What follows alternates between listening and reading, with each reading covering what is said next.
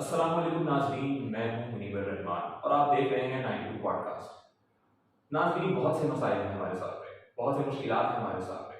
एक सबसे बड़ा मसला है ब्रेस्ट कैंसर का। इसे हम लोग सुनते हैं, इसको हम लोग देखते हैं, लेकिन जो सिर्फ और सिर्फ प्रोसेस तक रह गया है, हमारे टीवी स्क्रीन्स पर रह गया है। इसके अलावा कोई अवेयरनेस नहीं है, कोई तालीम नहीं है, एजुकेशन नहीं है इसके बारे में। हमारे साथ मौजूद है स्टूडियो के अंदर और फाउंडेशन से उनका ताल्लुक है Hiba Abdul Razak. Thank you so much आपके वक्त का। बहुत बहुत शुक्रिया। हम इनसे कुछ सवाल करेंगे, कुछ जवाब हासिल करेंगे और उनसे बेसिकली हम ये पूछना चाहेंगे कि आखिर ये चीज़ क्या है और आवाम उसको क्या सीरियस लेती है या नहीं लेती। हिबा, ये बताइएगा कि हम लोग ब्रेस्ट कैंसर के बारे में सुनते हैं। ब्रेस्ट कैंसर के अगर हम लोग देखें तो टीवी स्क्रीन के ऊपर और बड़ी बड़ी हमारे पास सेलिब्रिटीज़ हैं, माया खान जैसी, वो टीवी पर आती हैं और बड़े बड़े मैसेज दे जाती है।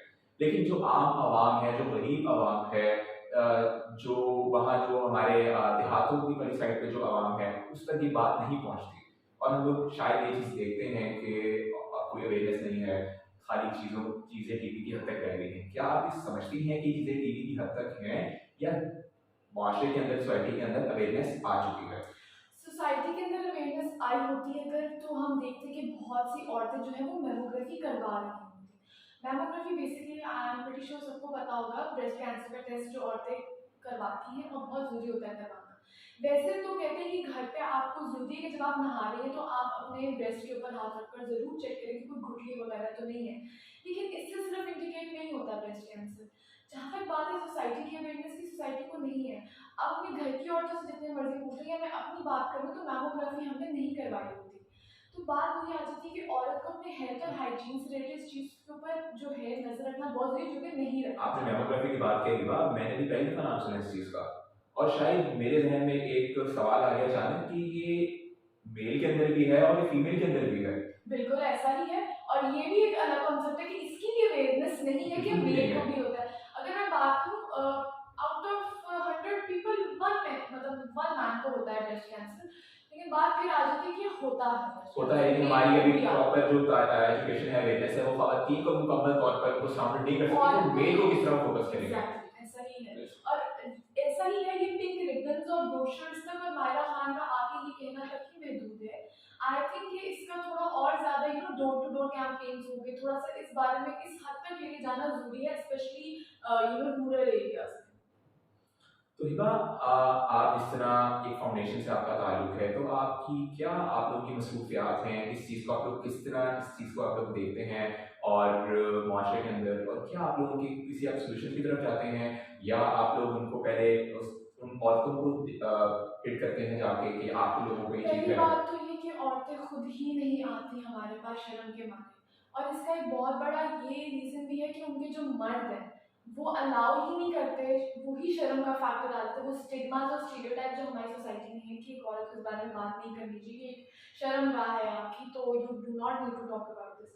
तो जब औरतें ही आप तक अप्रोच करके नहीं आ रही, तो फिर इस बारे में इस चीज़ को टैकल करना बड़ा मुश्किल है। लेकिन पाकिस्तान की तरह आप ये देखें ना, अगर मेमोग्राफी की आपने बात की है और मुझे यकीन है कि हमारी 95% आबादी को नहीं पता होगा मेमोग्राफी है क्या, लेकिन अगर मेमोग्राफी की बात करें तो ये बहुत एक्सपेंसिव होगा।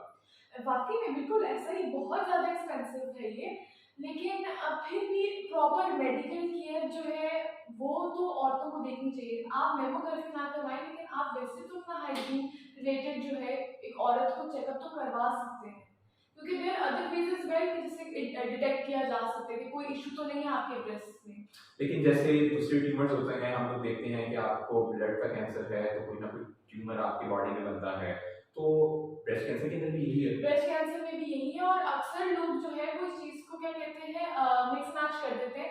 एक बेनाइन ट्यूमर होता है, एक मेलिग्नेंट ट्यूमर होता है। अच्छा, दो ट्यूमर है इसके अंदर क्या? बिल्कुल 2 ट्यूमर है, लेकिन जो ब्रेस्ट एक ट्यूमर जो है जिसे हम बेनाइन ट्यूमर कहते हैं, वो इतना सिवियर नहीं होता, मतलब वो एक ट्यूमर होता है, उसको रिमूव करवा दिया जाता है। लेकिन अगर मेलिग्नेंट ट्यूमर की बात करें, तो मेलिग्नेंट ट्यूमर ऐसा ट्यूमर है जो एक्यूमुलेट हो जाता है उस जगह पर, फिर वो कैंसरस होता है, वो बहुत पेनफुल होता है and it can result in death.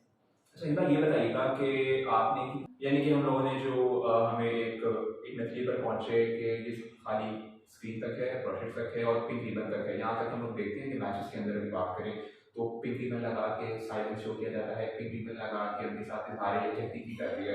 तो इज़हार यकजहती करने से उनका इज़हार यकजहती करने के साथ-साथ अगर उनके हम लोग बाकायदा हम लोग कुछ इस तरह के स्टैंड लेना पड़ेगा कि हम लोग इस चीज़ को ख़त्म करें। ख़त्म तो नहीं कर सकते, आया जो औरतें, जो ख़वातीन इन चीज़ों के अंदर हैं, उनको डिज़ीज़ है, उनको ट्रीट करें।